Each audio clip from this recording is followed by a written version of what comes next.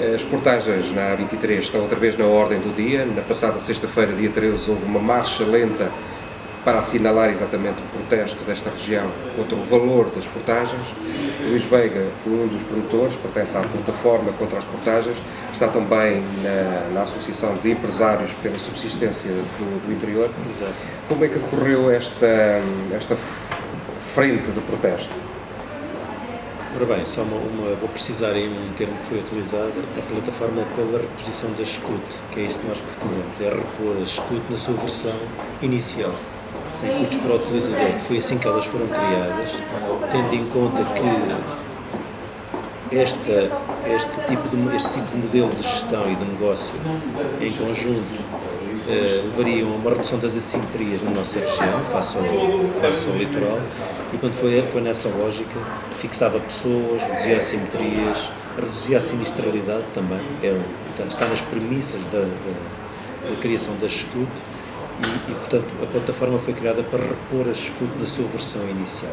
É isso que nós pretendemos, e a palavra de ordem realmente é calendarizar, e portanto não exigirmos que haja uma reposição imediata, leia-se abolição imediata, mas antes uma reposição gradual, calendarizada, até chegarmos à abolição total das portagens na SCUT, porque não são autoestradas e, portanto, nunca as irei chamar autoestrada.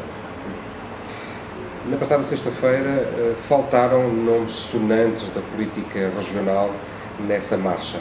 Não há um empenhamento político nesta luta pela reposição da SCUT?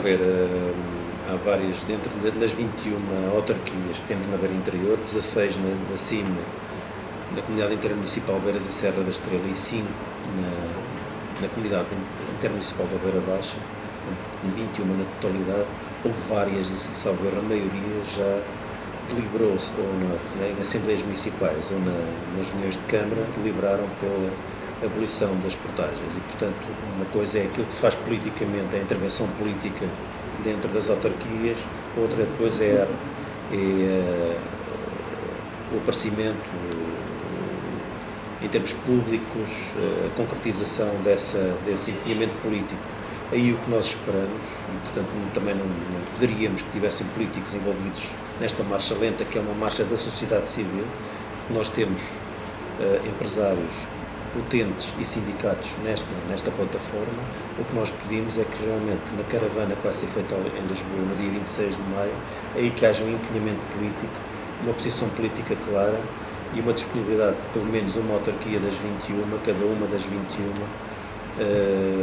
disponibilizar para os utentes, para os municípios que queiram ir a Lisboa, junto à residência do Primeiro-Ministro, possibilitar isso através da disponibilização de um autocarro por cada, ou seja, 21 municípios, 21 autocarros. E portanto aí é que nós queremos realmente demonstrar e podemos ver a realidade do que é o empenhamento político neste processo. Você acha que são as manifestações de rua que vão conseguir reverter este processo? Acho que não são só, como é óbvio, mas tendo em consideração que há uma falta de diálogo por parte do Ministro responsável pelos transportes e pelas infraestruturas. Não há diálogo da parte do... Não há interesse. Aliás, a plataforma pediu há mais de um ano uma audiência para o Ministro das Infraestruturas e até hoje não recebemos qualquer resposta. Aliás, o Primeiro-Ministro António Costa, quando esteve na inauguração do Porralã, foi confrontado com essa questão e ele próprio achou estranho o Ministro não ter respondido e estar deliberadamente de costas voltadas, e fomos claros no fórum quando dissemos que ele seria persona não grata na nossa região. Por outro lado... Já falou com o António Costa há quanto tempo? Já falámos, portanto, há cerca de 8, 9 meses, quando ele aqui esteve. António Costa também não fez questão para que houvesse essa resposta. Fez questão de deixar demonstrado perante a plataforma que compreendia perfeitamente a posição da plataforma, compreendia a situação em que o interior estava com a utilização das portagens, mas queria, junto do Ministro das Infraestruturas, falasse e dialogar sobre isso. O que é certo é que continuamos sem resposta absolutamente nenhuma por parte do Ministro das Infraestruturas e fomos inclusivamente recebidos há cerca de 2 meses pelo Ministro Adjunto, o Dr. Sousa Vieira, que também compreendeu, digamos, a nossa posição, compreende a nossa posição. Ele também tem como com um dossiê muito interessante, que é o dossiê da valorização do interior, as tais 167 medidas para 165 municípios, que foi deixada a herança ainda da anterior presidente da Unidade de Missão para a Valorização do Interior, e tem esse dossiê em mão. E o que ele nos fez, que ele nos tentou passar, a mensagem que ele nos tentou passar e o statement que ele deixou, foi que esse dossiê também vai incorporar, digamos, esta intervenção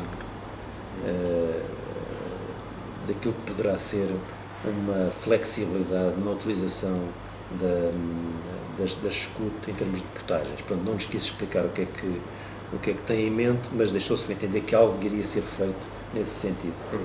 Até agora temos esgrimido, digamos, fatores políticos, mas no último fórum foi apresentado um estudo económico sobre as consequências práticas das portagens na economia da região. Tem a ver com o desenvolvimento das empresas, com o desemprego, até com uma situação mais complicada, que é a sinistralidade nas estradas. Podia-nos apresentar este estudo? Sim, o estudo basicamente foi desenvolvido por dois professores que na altura estavam no Gabinete dos Estudos do Ministério da Economia, em 2011, 2010. Fizeram um estudo que provavelmente tinha como objetivo medir o impacto e os custos indiretos da aplicação de portagens na SCUT. Esse estudo é um estudo que pertence ao Ministério da Economia e é natural que, depois de ser publicado, alguns excertos depois de serem publicados em diversos jornais em 2012, 2013, tivessem o impacto que tiveram pelos números que puseram cá fora e colocaram cá fora à nu e que deixaram a nu. Que números é que são esses? Assim, de uma forma muito grosseira. São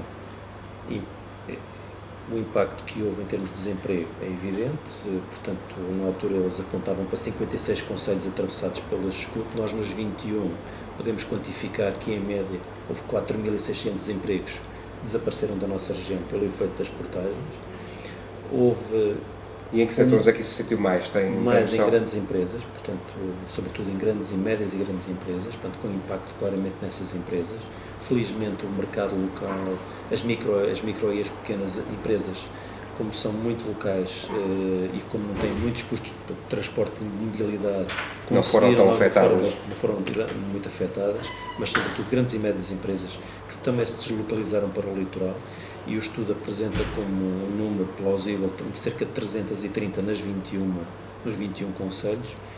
O que é mais gravoso ainda é realmente a questão da sinistralidade, em que ficou evidente que as portagens são colocadas e houve um aumento de sinistros e de acidentes, sobretudo de acidentes, de 9% nas estradas nacionais e de 7% nas estradas municipais e outras estradas. Portanto, logo aí houve um impacto, as chamadas externalidades, aquilo que são os custos indiretos associados a uma prática anticompetitiva, a um custo de contexto, que é aquilo que nós chamamos claramente de prática anticompetitiva, que é isso que estamos a retirar com esta introdução das portagens na SCUT, é retirar competitividade à nossa região, às nossas empresas, sobretudo, tornando-as mais débeis, aplicando mais custos em cima delas, numa região que por si só já tem algumas debilidades em termos de emprego qualificado e tudo isso. Portanto, tem mais custos naquilo que é a distribuição, tanto a montante com a aquisição de matérias-primas como a jusante na própria distribuição.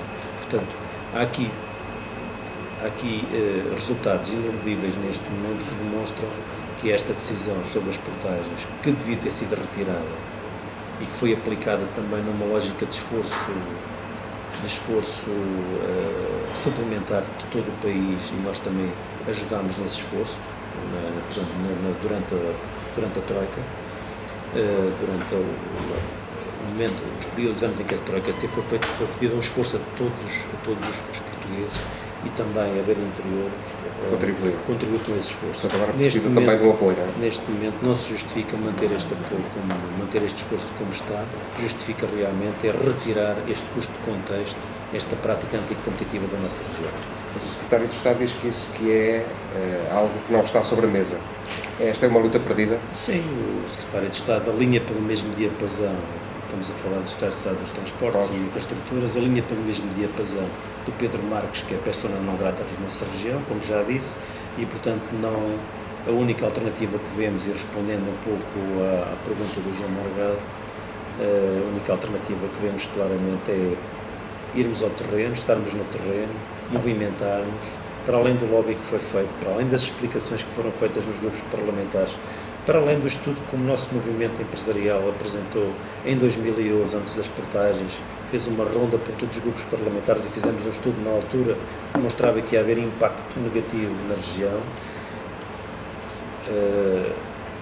Agora este estudo, já de forma imparcial, de forma apolítica e claramente um estudo a posteriori, que tem a ver com o impacto e que demonstra aquilo que nós já tínhamos falado e que veio demonstrar aquilo que nós já tínhamos apresentado no estudo anterior, o nosso, que foi pago por nós.